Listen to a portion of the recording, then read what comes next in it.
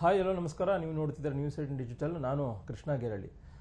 ಈಗಾಗಲೇ ಕಾಂಗ್ರೆಸ್ ವಿರುದ್ಧವಾಗಿ ಬಿಜೆಪಿ ಮತ್ತು ಜೆಡಿಎಸ್ ನಾಯಕರು ಮೈತ್ರಿಯನ್ನು ಮಾಡ್ಕೊಂಡಿದ್ದಾರೆ. ಕಾಂಗ್ರೆಸ್ ಸರ್ಕಾರವನ್ನು ಹೇಗಾದರೂ ಮಾಡಿ ತೆಗಿಬೇಕು ಕರ್ನಾಟಕದಲ್ಲಿ ಅನ್ನೋ ಒಂದು ಕಾರಣಕ್ಕೋಸ್ಕರವಾಗಿ, ಮತ್ತು ಕಳೆದ ಲೋಕಸಭಾ ಚುನಾವಣೆಯಲ್ಲೂ ಕೂಡ ಮೈತ್ರಿಯನ್ನು ಮಾಡೋದ್ರ ಮುಖಾಂತರವಾಗಿ ಹೆಚ್ಚಿನ ಸ್ಥಾನವನ್ನು ಗೆಲ್ಲುವಂತ ನಿಟ್ಟಿನಲ್ಲಿ ಕೂಡ ಈಗಾಗಲೇ ಯಶಸ್ವಿ ಕೂಡ ಆಗಿರುವಂಥದ್ದು ಬಿಜೆಪಿ ಮತ್ತು ಜೆಡಿಎಸ್ ನಾಯಕರು. ಈಗ ಸ್ಥಳೀಯ ಸಂಸ್ಥೆಗಳ ಚುನಾವಣೆ ಕೂಡ ಬರ್ತಾ ಇದೆ. ಈ ಒಂದು ಚುನಾವಣೆಗಳಲ್ಲಿ ಇಲ್ಲ ಒಂದು ಕಡೆ ಬಿಜೆಪಿ ಮತ್ತು ಜೆಡಿಎಸ್ ನಾಯಕರ ಮೈತ್ರಿ ಏನಿರುತ್ತೆ ಅನ್ನುವಂಥದ್ದು ಈಗ ಸಹಜವಾಗಿಯೇ ಬಿಜೆಪಿ ಮತ್ತು ಜೆಡಿಎಸ್ ಕಾರ್ಯಕರ್ತರಲ್ಲಿ ಇರುವಂಥ ಒಂದು ಗೊಂದಲ. ಈಗ ಗೊಂದಲವನ್ನು ದೂರ ಮಾಡುವಂಥ ನಿಟ್ಟಿನಲ್ಲಿ ಅವರದೇ ಆದಂಥ ಪಕ್ಷದ ನಾಯಕರು, ಒಂದು ಕಡೆ ಜೆಡಿಎಸ್ ನಾಯಕರು ಕೂಡ ಯಾವುದೇ ರೀತಿಯಾದ ಗೊಂದಲ ಇಲ್ಲ, ನಾವು ಎರಡೂ ಪಕ್ಷದ ನಾಯಕರು ಕೂಡ ಒಮ್ಮತದ ತೀರ್ಮಾನವನ್ನು ಮಾಡೋದ್ರ ಮುಖಾಂತರವಾಗಿ ಒಂದು ಸಂದೇಶವನ್ನು ಕೊಡ್ತೀವಿ, ಅದರ ಆಧಾರದ ಮೇಲೆ ನೀವು ಕೆಲಸವನ್ನು ಮಾಡಿ ಅನ್ನೋ ಮಾತನ್ನು ಸಹಜವಾಗಿಯೇ ಜೆಡಿಎಸ್ ನಾಯಕರು ಕೂಡ ಹೇಳ್ತಾ ಇರುವಂಥದ್ದು. ಮತ್ತೊಂದು ಕಡೆ ಬಿಜೆಪಿಯ ನಾಯಕರು ಕೂಡ ಒಂದು ರೀತಿ ಪಕ್ಷದಲ್ಲಿರ್ತಕ್ಕಂಥ ನಾಯಕರು ಪ್ರಶ್ನೆ ಮಾಡಿದ ಸಂದರ್ಭದಲ್ಲಿ ಯಾವುದೇ ಕಾರಣಕ್ಕೂ ಕೂಡ ಅದ್ರ ಬಗ್ಗೆ ಪ್ರಶ್ನೆಯನ್ನ ಮಾಡದೆ ಹೈಕಮಾಂಡ್ ನಾಯಕರು ಏನು ತೀರ್ಮಾನವನ್ನು ಮಾಡಿದ್ದಾರೆ ಅದನ್ನ ತೀರ್ಮಾನದಂತೆ ತಲೆಬಾಗೋದ್ರ ಮುಖಾಂತರವಾಗಿ ನಾವು ಕೆಲಸವನ್ನ ಮಾಡಬೇಕಾಗುತ್ತೆ ಅನ್ನೋ ಒಂದು ಸಂದೇಶವನ್ನ ಇದೀಗ ರಾಜ್ಯದ ಬಿಜೆಪಿ ನಾಯಕರು ಮುಖ್ಯವಾಗಿ ಕೊಡ್ತಾ ಇರುವಂತದ್ದು. ನಿನ್ನೆ ನಡೆದಂತಹ ರಾಜ್ಯ ಕಾರ್ಯಕಾರಿಣಿ ಸಭೆಯಲ್ಲೂ ಕೂಡ ಬಿಜೆಪಿ ರಾಜ್ಯಾಧ್ಯಕ್ಷರಾಗಿರ್ತಕ್ಕಂಥ BY ವಿಜೇಂದ್ರ ಅವರು ಕೂಡ ಕೆಲವೊಂದು ಕಡೆ ಯಾರೆಲ್ಲ ನಾಯಕರುಗಳು ಈ ಒಂದು ಮೈತ್ರಿ ಬಗ್ಗೆ ಪ್ರಶ್ನೆಯನ್ನ ಮಾಡಿದ್ರು, ಮತ್ತೊಂದು ಕಡೆ ಮೈತ್ರಿ ಬಗ್ಗೆ ಗೊಂದಲವನ್ನ ಮಾಡಿದ್ರು, ಮತ್ತೊಂದು ಕಡೆ ಜೆಡಿಎಸ್ ನಾಯಕರ ಜೊತೆ ನಾವು ಯಾವುದೇ ಕಾರಣಕ್ಕೂ ಕೂಡ ಹೊಂದಾಣಿಕೆ ಮಾಡ್ಕೊಳ್ಳುವಂತ ಪ್ರಶ್ನೆ ಇಲ್ಲ ಅನ್ನೋ ಮಾತನ್ನು ಕೂಡ ಹೇಳ್ತಾ ಇದ್ರು. ಅವರಿಗೆ ಒಂದು ರೀತಿ ಕಡ್ಡಿ ಮೂಡದಂತೆ ಬಿಜೆಪಿ ರಾಜ್ಯಾಧ್ಯಕ್ಷರಾಗಿರ್ತಕ್ಕಂಥ BY ವಿಜೇಂದ್ರ ಅವರು ಒಂದು ಸಂದೇಶವನ್ನು ಕೊಟ್ಟಿರುವಂತದ್ದು.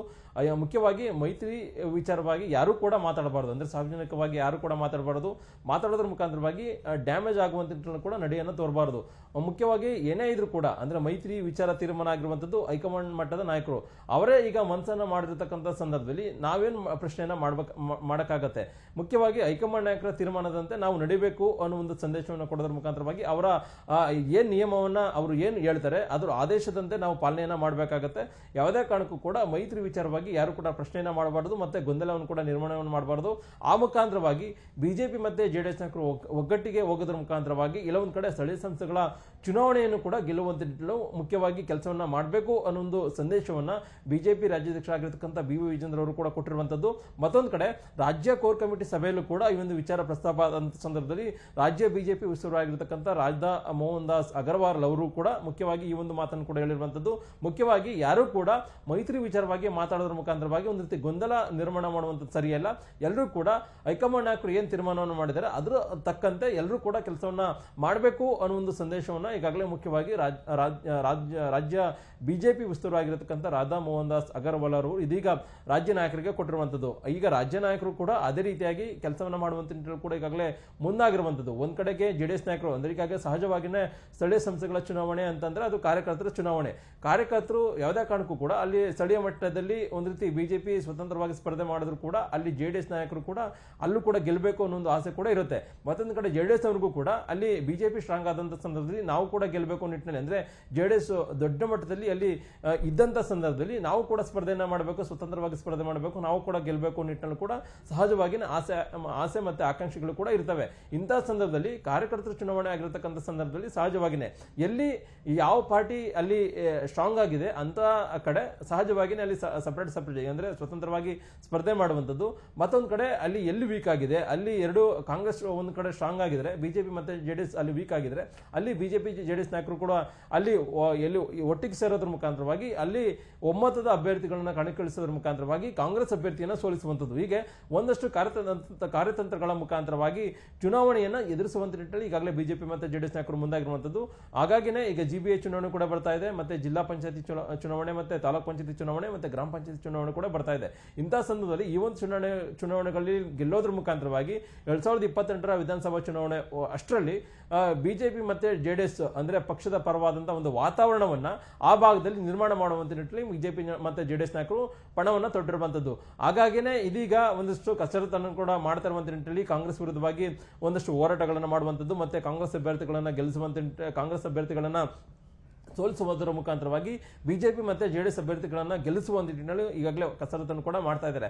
ಆದರೆ ಇಂತಹ ಸಂದರ್ಭದಲ್ಲಿ ಮೈತ್ರಿ ಅನ್ನುವಂಥ ವಿಚಾರ ದೊಡ್ಡ ಮಟ್ಟದಲ್ಲಿ ಗೊಂದಲಕ್ಕೆ ಕಾರಣವಾಗಿರುವಂತದ್ದು.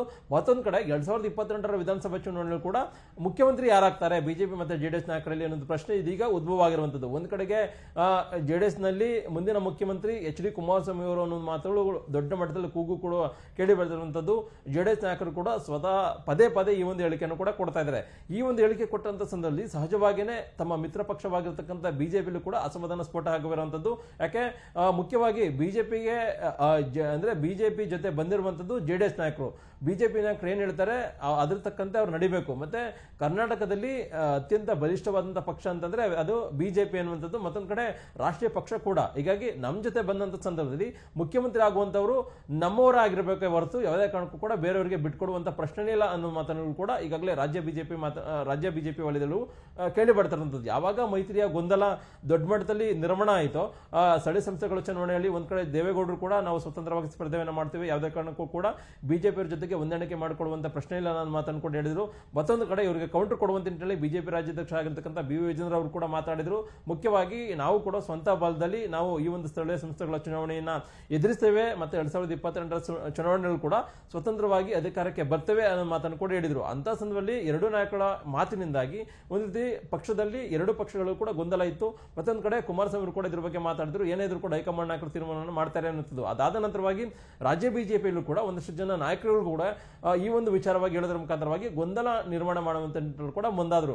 ಹಾಗಾಗಿನೇ ಇವಾಗ ಬಿಜೆಪಿ ಮತ್ತೆ ಜೆಡಿಎಸ್ ವಿಚಾರದಲ್ಲಿ ಒಂದು ರೀತಿ ಮೈತ್ರಿಯ ವಿಚಾರದಲ್ಲಿ ಸ್ಥಳೀಯ ಸಂಸ್ಥೆಗಳ ಚುನಾವಣೆ ವಿಚಾರದಲ್ಲಿ ಒಂದಷ್ಟು ಗೊಂದಲ ಇರುವಂತದ್ದು. ಹೀಗಾಗಿ ಈ ಒಂದು ಗೊಂದಲಗಳನ್ನ ಸರಿಪಡಿಸುವಂತ ನಿಟ್ಟಿನಲ್ಲಿ ಇದೀಗ ಮುಖ್ಯವಾಗಿ ರಾಜ್ಯ ಬಿಜೆಪಿ ವಿಸ್ತೃತವಾಗಿರತಕ್ಕಂಥ ರಾಧಾ ಮೋಹನ್ ದಾಸ್ ಅಗರ್ವಾಲ್ ಅವರೇ ಇದೀಗ ಮಧ್ಯಪ್ರವೇಶನ ಮಾಡೋದ್ರ ಮುಖಾಂತರವಾಗಿ ಯಾವುದೇ ಕಾರಣಕ್ಕೂ ಕೂಡ ಈ ಒಂದು ಗೊಂದಲಗಳು ಇರಬಾರ್ದು, ಮೇಲಿಂದ ಏನು ಸೂಚನೆ ಬರುತ್ತೆ ಅದ್ರ ತಕ್ಕಂತೆ ಎಲ್ಲರೂ ಕೂಡ ಕೆಲಸವನ್ನ ಮಾಡಬೇಕು ಅನ್ನೋ ನಿಟ್ಟಿನಲ್ಲಿ ಈಗಾಗಲೇ ಸಂದೇಶವನ್ನು ಕೊಟ್ಟಿರುವಂತದ್ದು. ಈ ಒಂದು ಸಂದೇಶದ ಆಧಾರದ ಮೇಲೆ ಹಳೆ ಮೈಸೂರು ಭಾಗದಲ್ಲಿ ಯಾವ ರೀತಿಯಾಗಿ ಬಿಜೆಪಿ ನಾಯಕರು ತಮ್ಮ ನಡೆಯನ್ನ ತೋರ್ತಾರೆ ಅನ್ನುವಂಥದ್ದು ಈಗಿರತಕ್ಕಂಥ ಪ್ರಶ್ನೆ. ಯಾಕಂದ್ರೆ ಯಾವುದೇ ಕಾರಣಕ್ಕೂ ಕೂಡ ಜೆಡಿಎಸ್ ನವರ ಜೊತೆಗೆ ಹೋಗುವಂತ ಮಾತೇ ಇಲ್ಲ ಅನ್ನೋ ಮಾತನ್ನ ಮುಖ್ಯವಾಗಿ ಮಂಡ್ಯ ಭಾಗದ ನಾಯಕರಾಗಿರ್ತಕ್ಕಂಥ ನಾರಾಯಣಗೌಡರಾಗಿರ್ಬೋದು, ಸಚ್ಚಿದಾನಂದ ಆಗಿರ್ಬೋದು, ಮತ್ತೆ ಮುಖ್ಯವಾಗಿ ಮಾಜಿ ಸಂಸದರಾಗಿರ್ತಕ್ಕಂಥ ಸುಮಲತಾ ಅಂಬರೀಶ್ ಆಗಿರ್ಬೋದು, ಎಲ್ಲ ನಾಯಕರು ಕೂಡ ಹೇಳ್ತಾ ಇದ್ರು. ಮತ್ತೊಂದು ಕಡೆ ಕುಮಾರಸ್ವಾಮಿ ಅವರು ಕೂಡ ಯಾವುದೇ ಕಾರಣಕ್ಕೂ ಕೂಡ ಅವರು ಗೆದ್ರು ಕೂಡ ಮಂಡ್ಯದಿಂದ ನಮಗೆ ಸಹಕಾರವನ್ನ ಕೊಡ್ತಾ ಇಲ್ಲ ಅನ್ನೋ ಮಾತನ್ನು ಕೂಡ ಹೇಳ್ತಾ ಇದ್ರು. ಈಗ ರಾಜ್ಯ ನಾಯಕರುಗಳೇ ವಿಜೇಂದ್ರ ಆಗಿರ್ಬೋದು ಮತ್ತೆ ರಾಧಾ ಮೋಹನ್ ದಾಸ್ ಅಗರ್ವಾಲ್ ಅವರೇ ಈಗ ಸಂದೇಶ ಕೊಟ್ಟಂತ ಸಂದರ್ಭದಲ್ಲಿ ಅವರ ನಾಯಕರ ನಡುವೆ ಅಂದ್ರೆ ಮಂಡ್ಯ ಭಾಗದ ಬಿಜೆಪಿ ನಾಯಕರ ನಡೆ ಏನಿರುತ್ತೆ ಅನ್ನುವಂಥದ್ದು ಈಗಿರ್ತಕ್ಕಂಥ ಕುತೂಹಲ ಅನ್ನುವಂಥದ್ದು. ಒಂದ್ ವೇಳೆ ಏನಾದರೂ ರಾಜ್ಯ ನಾಯಕರ ಸೂಚನೆಯಂತೆ ಜೆಡಿಎಸ್ ನಾಯಕರ ಜೊತೆ ಅನಿವಾರ್ಯವಾಗಿ ಒಪ್ಕೊಂಡು ಅವ್ರ ಕೆಲಸವನ್ನ ಮಾಡ್ತಾರ ಮಂಡ್ಯದಲ್ಲಿ, ಅಥವಾ ಮುಖ್ಯವಾಗಿ ರಾಜ್ಯ ನಾಯಕರ ಮಾತನ್ನ ಉಲ್ಲಂಘನೆಯನ್ನ ಮಾಡೋದ್ರ ಮುಖಾಂತರವಾಗಿ ಅವರು ಸ್ವತಂತ್ರವಾಗಿ ಸ್ಪರ್ಧೆ ಮಾಡುವಂತ ನಿಟ್ಟಿನಲ್ಲಿ ಕೆಲಸವನ್ನ ಮಾಡ್ತಾರ. ಹೀಗೆ ಸಾಕಷ್ಟು ಪ್ರಶ್ನೆಗಳು ಈಗ ಮೈತ್ರಿಯಲ್ಲಿ ಇನ್ನೂ ಕೂಡ ಇರುವಂತದ್ದು. ಹೀಗಾಗಿನೇ ಮೈತ್ರಿಯಲ್ಲಿರ್ತಕ್ಕಂಥ ಗೊಂದಲಗಳನ್ನ ಸರಿಪಡಿಸಬೇಕು ನಿಟ್ಟಿನಲ್ಲಿ ರಾಧಾ ಮೋಹನ್ ದಾಸ್ ಅಗರ್ವಾಲ್ ಅವರು ಈ ಒಂದು ಸೂಚನೆಯನ್ನು ಕೊಟ್ಟಿದ್ದಾರೆ. ಈ ಒಂದು ಸೂಚನೆ ಎಷ್ಟು ಮಟ್ಟಿಗೆ ಮುಂದಿನ ದಿನಗಳಲ್ಲಿ ವರ್ಕೌಟ್ ಆಗುತ್ತೆ ಅನ್ನೋದು ಈಗಿರ್ತಕ್ಕಂಥ ಪ್ರಶ್ನೆ. ಏನೇ ಇದ್ರೂ ಕೂಡ ರಾಜ್ಯ ಬಿಜೆಪಿಯಲ್ಲಿ ಯಾವುದೇ ಕಾರಣಕ್ಕೂ ಕೂಡ ಗೊಂದಲ ಇರಬಾರ್ದು. ಸ್ಥಳೀಯ ಸಂಸ್ಥೆಗಳ ಚುನಾವಣೆಗಳಿಗೆ ಹೆಚ್ಚಿನ ಪ್ರಮಾಣದಲ್ಲಿ ಗೆಲ್ಲೋದ್ರ ಮುಖಾಂತರವಾಗಿ ಕಾಂಗ್ರೆಸ್ನ ಒಂದು ರೀತಿ ಸೋಲಿಸಬೇಕು. ಮತ್ತೊಂದು ಕಡೆ 2022ರ ಚುನಾವಣೆ ಅಷ್ಟರಲ್ಲಿ ಎಲ್ಲೊಂದು ಕಡೆ ಅಧಿಕಾರಕ್ಕೆ ಬರಬೇಕು ನಿಟ್ಟಿನಲ್ಲಿ ಬಿಜೆಪಿ ಮತ್ತೆ ಜೆಡಿಎಸ್ ನಾಯಕರು ಪಣವನ್ನು ತೊಟ್ಟಿದ್ದಾರೆ. ಹಾಗಾಗಿನೇ ವಿಜೇಂದ್ರ ಆಗಿರ್ಬೋದು ಮತ್ತೆ ಅಗರ್ವಾಲ್ ಆಗಿರ್ಬೋದು ಇಬ್ಬರು ಕೂಡ ಸೂಚನೆಯನ್ನು ಕೊಟ್ಟಿದ್ದಾರೆ. ಯಾವುದೇ ರೀತಿಯಿಂದ ಗೊಂದಲ ಮಾಡ್ಕೊಳ್ಬಾರ್ದು, ಏನು ಹೈಕಮಾಂಡ್ ನಾಯಕರ ತೀರ್ಮಾನದಂತೆ ಕೆಲಸವನ್ನ ಮಾಡಬೇಕು ಅನ್ನೋ ಸಂದೇಶವನ್ನು ಕೊಟ್ಟಿದ್ದಾರೆ. ಈ ಒಂದು ಸಂದೇಶದ ಆಧಾರದ ಮೇಲೆ ಮುಂದಿನ ದಿನಗಳಲ್ಲಿ ಬಿಜೆಪಿ ಮತ್ತೆ ಜೆಡಿಎಸ್ ಕಾರ್ಯಕರ್ತರ ನಡೆ ಏನಿರುತ್ತೆ, ಮತ್ತೊಂದು ಕಡೆ ಹಳೆ ಮೈಸೂರು ಭಾಗದ ಬಿಜೆಪಿ ನಾಯಕರ ನಡೆ ಏನಿರುತ್ತೆ ಅನ್ನುವಂಥದ್ದು ಈಗಿರ್ತಕ್ಕಂಥ ಪ್ರಶ್ನೆ. ಈ ವಿಡಿಯೋ ಇಷ್ಟ ಆದರೆ ಲೈಕ್ ಮಾಡಿ, ಶೇರ್ ಮಾಡಿ, ಹಾಗೆ ಸಬ್ಸ್ಕ್ರೈಬ್ ಮಾಡೋದನ್ನ ಮರಿಬೇಡಿ.